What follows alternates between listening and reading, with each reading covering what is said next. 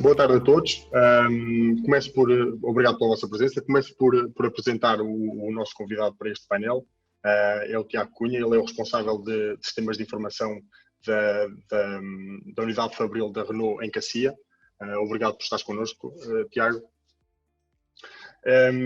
Eu queria, antes de mais, pedir desculpa a todos os profissionais da área de indústria que nos estão a ouvir, e temos muitos, desde a área de manutenção, a área de logística, produção, melhoria contínua, por alguma imprecisão ou algum erro que possa cometer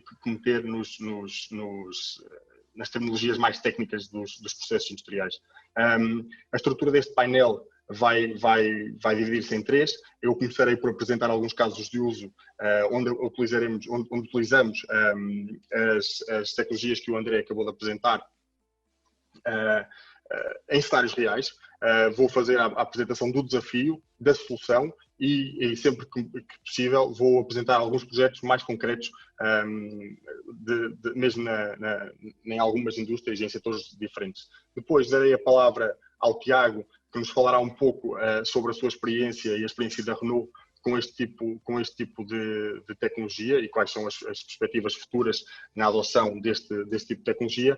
E, por fim, teremos lugar a perguntas e respostas.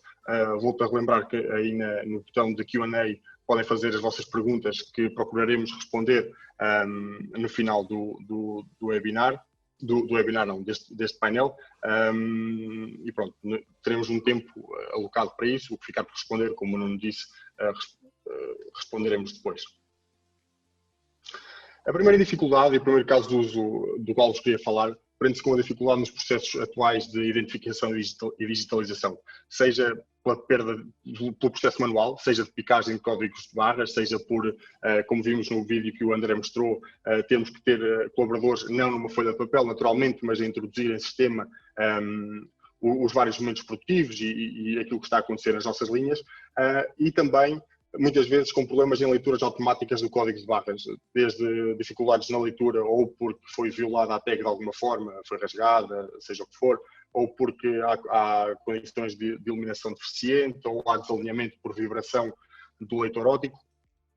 Como devem calcular, estes tipos de problema, nós sugerimos endereçá-los através de tags de radiofrequência, sejam elas descartáveis ou reutilizáveis, que podem ser colocadas ou no work in progress ou em caixas que o transportam, e depois serão lidas estas tags em pontos-chave que serão definidos mediante o processo, e os benefícios que isso nos trará.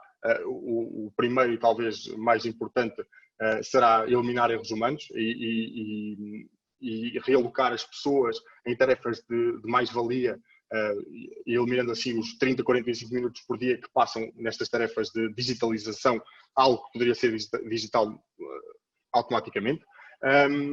Depois, também temos, naturalmente, a capacidade de automatizar algumas decisões que estão a ser tomadas com base no produto que temos à nossa frente, ou seja, sistemas em que podemos selecionar que ferramenta, que ação fazemos sobre um determinado produto, sem que o colaborador ou sem que a máquina efetivamente tenha que esperar o input de um colaborador. Um dos exemplos onde temos este tipo de tecnologia aplicada é precisamente em produto e em toda a fase produtiva de produtos ou de espuma ou têxtil, em que este tipo de material não causa interferência na propagação das ondas de radiofrequência, e assim eu consigo quase criar um bilhete de identidade do produto, colocando uma tag, vamos imaginar, numa bota, na língua da bota, logo no início da sua produção, na gáspia, e depois acompanhando com pórticos, vou acompanhando todo o processo de fabrico daquele par de calçado. Isto, para além desta vantagem, em que tenho digitalmente toda a informação, tenho naturalmente o controle de qualidade. E irei falar mais à frente, se me aparece um defeito, eu vou saber em que lote, em que dia, a que horas foi processado aquele par de calçado ou aquele elemento feito em espuma, dá-nos essa visibilidade. O segundo caso de uso de que vos quero falar tem que ver com ineficiências nos processos Kanban. O processo Kanban faz parte dos cartões Kanban e outros tipos de Kanban fazem parte da vida e do dia-a-dia de um sem número de empresas, muito ligado à indústria automóvel também, mas não quer dizer, por ele ser muito adotado, que não tenha as suas ineficiências.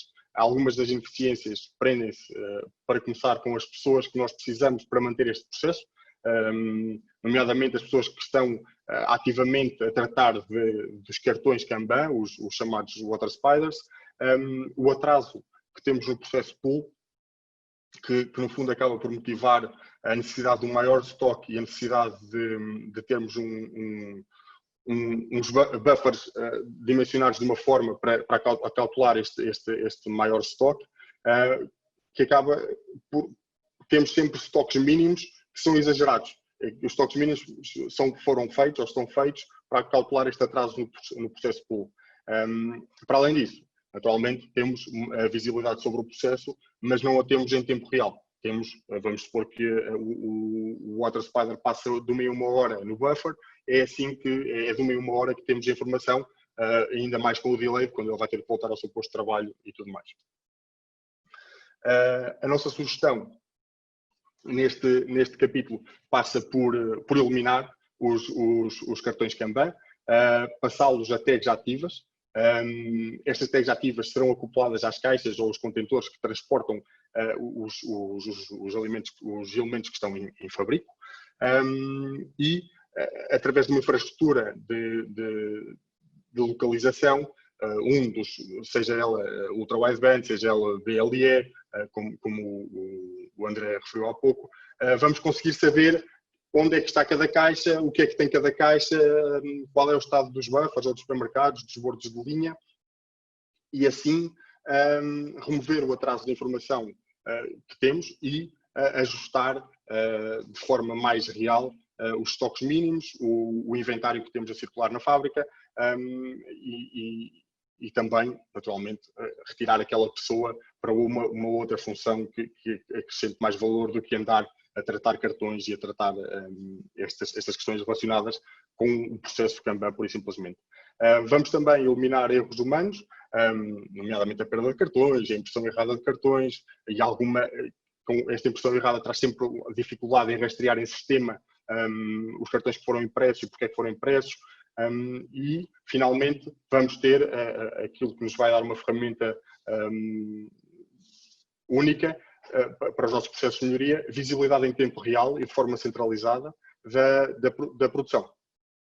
Isto vai modificar, vai melhorar bastante estes processos Kanbans dentro da indústria. Do lado esquerdo deste nosso slide temos aqui uma comparação de vista de onde analisamos os processos produtivos de vários prismas: metodologia, inventário, tempo de entrega, desde os métodos push, o pull Kanban e o Kanban digital, onde poderemos observar que, efetivamente, há todo um conjunto de vantagens em adotar este tipo de sistema. Passo agora para o terceiro caso de uso, relativamente à complexidade de MTO, dos processos Make to Order. Isto vem um pouco na sequência dos processos Kanban, que também é um processo pull, como qualquer outro processo MTO. Aqui os desafios prendem-se tipicamente com o lead time elevado, porque eu tenho que andar à procura das peças, tenho que andar à procura do molde, se calhar tenho que dar a garantias de reposição de um determinado componente durante 10 anos e tenho que guardar o molde durante 10 anos.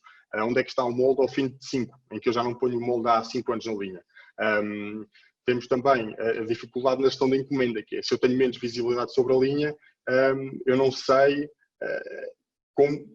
em que estágio está a minha encomenda, nem consigo fazer um planeamento tão detalhado. A solução é relativamente simples e parecida com a que referi anteriormente. Passaria por substituir os documentos, os papéis das ordens de produção por tags que nos vão reportar a sua localização. Isto vai nos permitir eliminar tempos de paragens e tempo perdido à procura de componentes, vai-nos dar uma visibilidade maior sobre os processos e os estágios de produção, e aqui vamos ganhar a capacidade então de atuar sobre os atrasos, e não ficar a saber só que temos um atraso ao final daquele dia, ao final daquele turno. Não, eu já sei em tempo real que tenho um atraso, e vai-me dar uma capacidade também de melhor planear a ordem de produção e também estabelecer uma relação com o meu cliente que é mais transparente, porque eu sei efetivamente que o prazo que lhe estou a dar corresponde a uma análise histórica real da nossa capacidade produtiva. Aqui queria dar um exemplo de um projeto que o nosso cliente chamou Buffers 4.0, um bocado no seguimento da tecnologia Indústria 4.0, e que no fundo é isto que vamos fazer. As peças vão sair do tratamento de poros, vão ser colocadas em carrinhos, o carrinho tem uma tag, a tag cada carrinho será distribuído pelo seu respectivo buffer, e em tempo real teremos informação de tudo o que está no buffer, quantidades, qual é que é a ordem a que diz respeito. Os drivers para este projeto e o que motivou o nosso cliente a procurar este projeto são naturalmente o tempo que ele despende a fazer inventário, a quantidade de inventário, o labor despendido no transporte das peças e por vezes é desnecessário. No fundo, uma melhor rastreabilidade e conhecimento real sobre o seu chão de fábrica. Finalmente, e porque já me estou a esticar, segundo me dizem, queria-vos falar aqui de questões relacionadas com conformidade de processos de higiene e segurança no trabalho. Aqui temos, como o André falou há pouco, a capacidade de garantir a evacuação de todos os colaboradores, a capacidade, através destas soluções, de endereçar estes problemas de evacuação,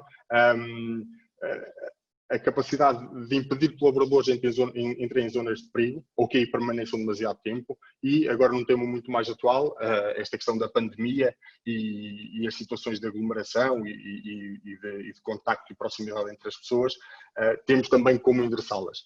A forma como nos propomos a fazê-lo é, como devem calcular, colocando uma tag nas pessoas. Isto vai-nos imediatamente garantir, no caso em que falávamos do processo de evacuação, eu saberei automaticamente se todos os colaboradores que estavam dentro da fábrica ou dentro de um determinado armazém, em caso de evacuação de emergência, se me chegaram ao ponto de encontro e se os tenho todos lá. Porque eu saberei quantos colaboradores estavam dentro da fábrica e sem contagem, sem processo manual nenhum, eu saberei que eles estão todos no ponto de encontro.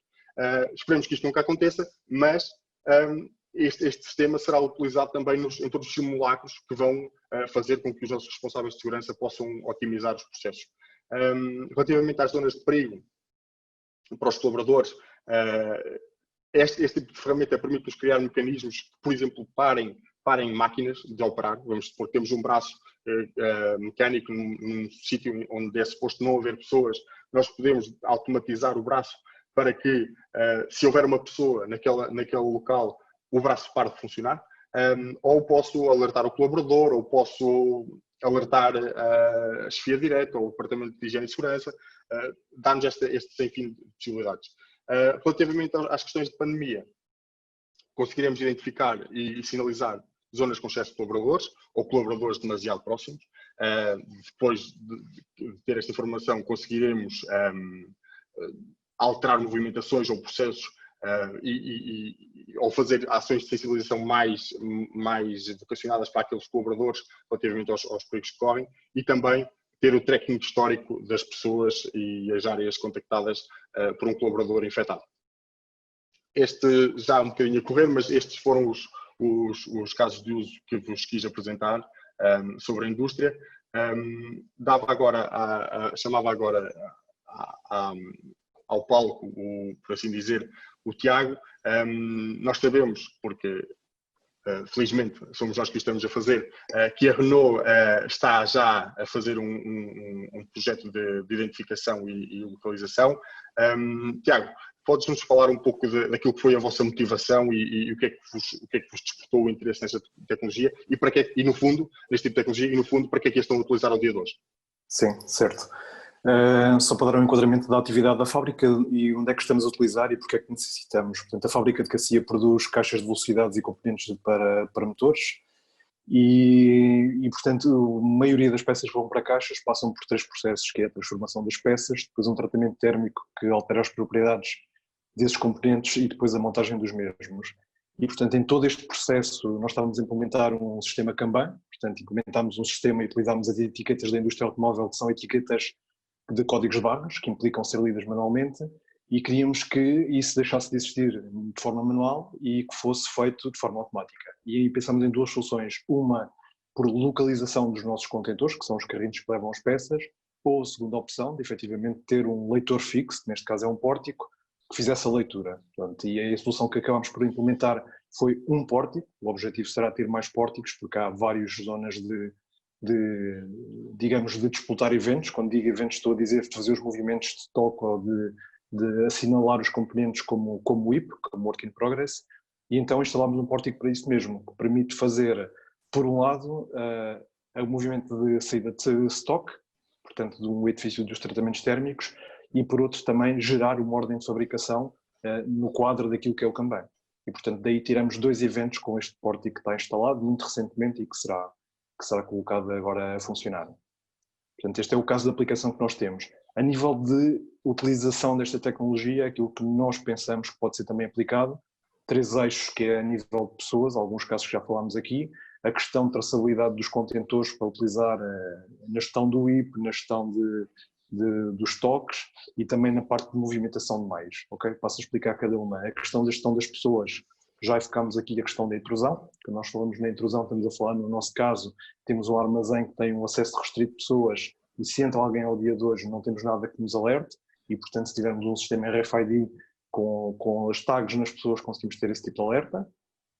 O outro caso é efetivamente de evacuação e neste contexto que falamos agora também de pandemia, permite identificar as pessoas que tiverem contactos umas com as outras se houver um caso de infecção. E depois também o terceiro caso a nível de pessoas é controlar as presenças, ou seja, ao dia de hoje as pessoas para entrarem na fábrica têm de, entre aspas, fazer fila às horas de ponta para fazer o seu controle de presença. Se isso fosse feito sem qualquer tipo de contacto, se fosse passar por um pórtico ou pela zona onde elas estão, evitaria que essa situação ocorresse. Segundo caso, que é a questão das embalagens, como já referi, era ampliar um pouco aquilo que nós utilizamos, ou seja, tudo aquilo que são movimentos de estoque poderiam ser feitos através de RFIDs, e nomeadamente os armazéns, porque há um empilhamento em altura, facilitaria saber aquilo que nós temos, ok? Em cada um dos níveis de armazenamento e também no momento de expedição. Existem já outras fábricas do grupo que o estão a fazer, nós não estamos a fazer, mas temos também essa ambição de vir a fazê-lo. O terceiro caso é a questão dos meios de movimento, significa que sabermos quando há um empilhador a passar e quando há pessoas na proximidade, para ter um alerta que há um risco de colisão. Okay? Esse é o terceiro caso de utilização, que é ter a identificação dos meios de movimento, onde é que eles estão e que riscos é que representam.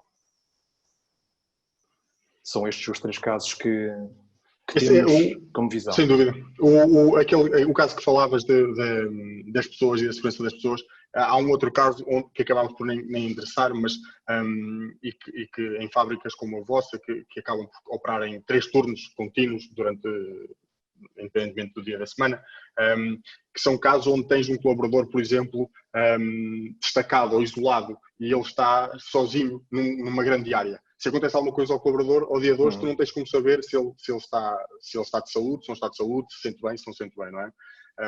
Uma forma de fazer é, por exemplo, ter alarmística e caso a tag daquele colaborador que está isolado fique estática por mais de 2 minutos, e nós sabemos que o dia dele ou o turno dele ele não fica estático por mais de 2 minutos, é precisamente enviar um alerta para a pessoa que está responsável pela monitorização da segurança das pessoas naquele turno, sobre o estado daquela pessoa. É um tema que acabei por não abordar e que vai de encontro a essa segurança das pessoas.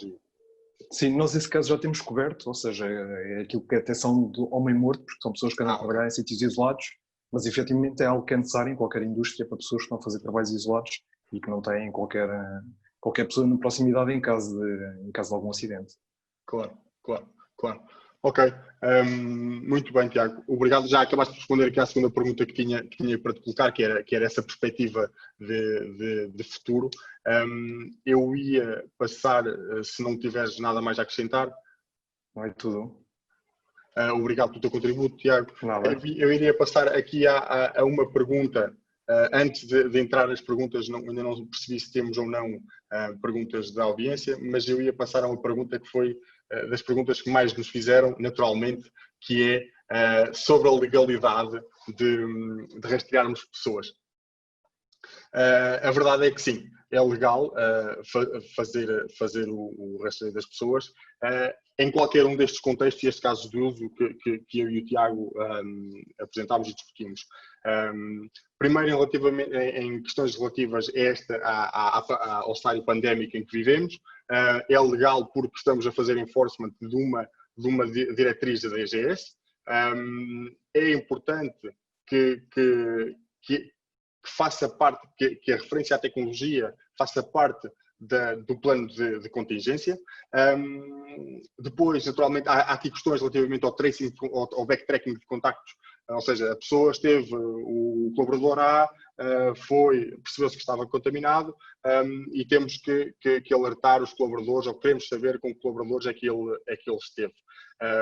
Para isto já precisamos de um consentimento do colaborador, porque vamos usar um dado pessoal sobre a sua saúde. Ou seja, há casos em que precisamos do consentimento do colaborador, há outros casos em que não.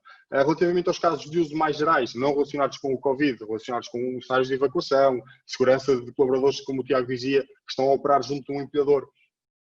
Aí, o artigo 20º, número 2 do Código de Trabalho, admite a utilização de equipamentos eletrónicos para a vigilância à distância de trabalhadores com esta finalidade, proteção e segurança das pessoas.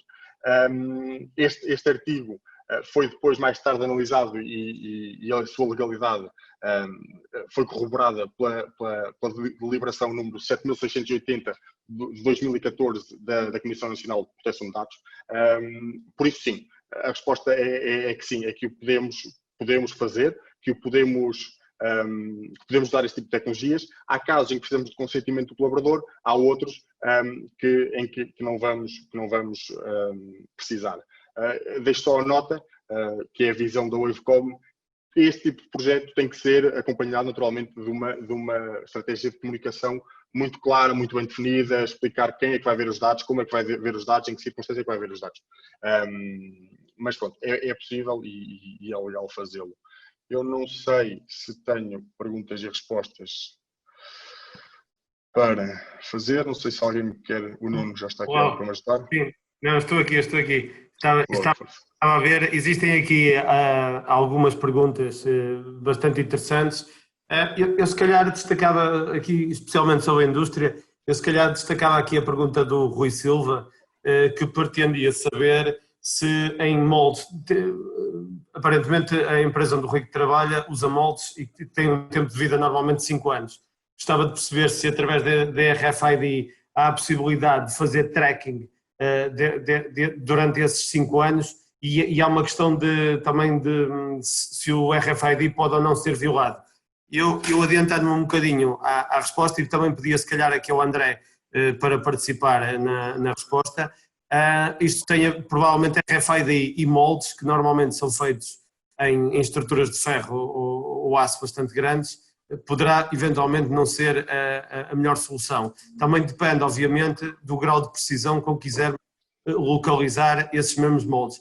Mas eu passava-te a bola ao Hugo e depois ao André para darem aqui a vossa opinião sobre isto. Acho que o André, se calhar, é a pessoa mais bem preparada. Sim, eu posso responder. Assim, como eu disse no início, o RFID na verdade pode ser passivo ou ativo. Aquilo que o Nuno estava a dizer é essencialmente do passivo. A verdade é que depende muito daquilo que se pretende fazer em termos de localização. Também há tags de RFID passivo para metal e que podem ser aplicadas a moldes. Agora dependerá muito da cobertura que é preciso fazer em termos de localização, da exatidão que é preciso em termos de localização, ou seja, isso depois influenciará na escolha de tecnologia. Em relação à pergunta de poder haver aqui alguma questão, eu penso que será dano para a tag, penso que será isso. É isso. A pergunta é se o RFID tem possibilidade de ser violada, ou seja, não precisa ser fisicamente ou se é uma questão de segurança de dados. Mas posso abordar as duas. Em termos físicos, haverá tags com capacidade para resistir a choque e a temperatura, etc. É uma questão depois de analisar e tentar colocar a tag numa posição que seja favorável. Em termos de segurança, também quer a tecnologia de RFID passivo, quer ativo, permite impedir que, por exemplo, se reescreva ou se danifique. Claro que estas coisas de se houver alguém muito motivado para danificar de alguma forma, eventualmente será difícil de impedir, mas ainda assim há proteções que são, pronto, relativamente simples e que permitem já impedir que se reescreva a tag ou que se tire a informação que é necessário. Ok, eu penso que foi esclarecedor. Temos mais perguntas e gostaríamos que continuem a chegar perguntas, por favor. Nós vamos selecionando assim uma ou duas em cada um dos painéis, mas não se preocupem, depois no final, por e-mail ou de outra forma qualquer, todas elas serão respondidas pelo nosso painel e pelas nossas equipas, tanto comerciais como de engenharia. Se quiserem dirigir alguma, especialmente aos nossos convidados, nós eventualmente podemos voltar atrás um bocadinho, digamos assim, e fazer essas perguntas. Sendo assim, Hugo, não sei se pretendes acrescentar alguma coisa ou passaríamos aqui à secção de logística, até porque já estamos aqui um bocadinho atrasados, ainda não muito, mas já estamos aqui com um bocadinho de atraso. Sim, eu passo a palavra e obrigado pela vossa atenção.